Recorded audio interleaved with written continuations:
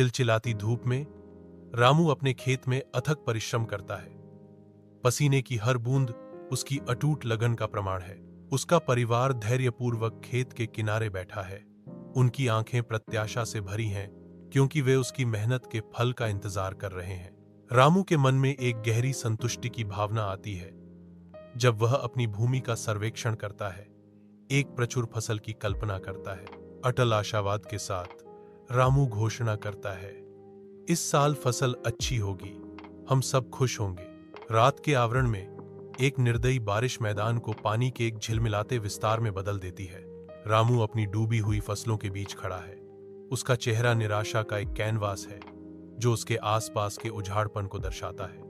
मंद चांदनी तूफान को भेदने के लिए संघर्ष करती है, लंबी विकृत छायाएं डालती है जो पानी से लथपथ भूमि पर भयावह रूप से नृत्य करती हैं। उसकी पत्नी प्रकट होती है, भारी निराशा के बीच आशा की एक नाजुक किरण प्रदान करती है।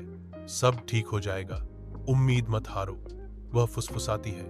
उसके शब्द तूफान के क्रोध के खिलाफ एक कोमल विनती है। रामू अपनी पत्नी की ओर मुड़ता है।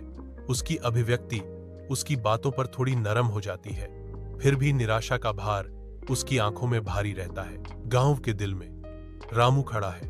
उसका चेहरा चिंता का एक कैनवास है, अधिकारियों को अपनी परेशानी सुना रहा है। हाथों के इशारों से रामू की दुर्दशा उजागर होती है।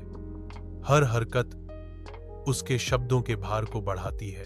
अपनी आवाज में लचीलापन और निराशा का मिश्रण लिए रामू अधिकारियों के अड्डियल चेहरों के सामने अपना मामला पेश करता है। रामू घोषणा करता है, मैं फिर से कड़ी मेहनत करूंगा और अपने परिवार को खुश रखूंगा। जैसे ही नवीनीकरण का वादा हवा में लटका हुआ है, उनके शब्द गांव में गूंजते हैं, जो उनके परिवार में खुशी को फिर से बनाने और बहाल करने के अटूट संकल्प का प्रमाण है।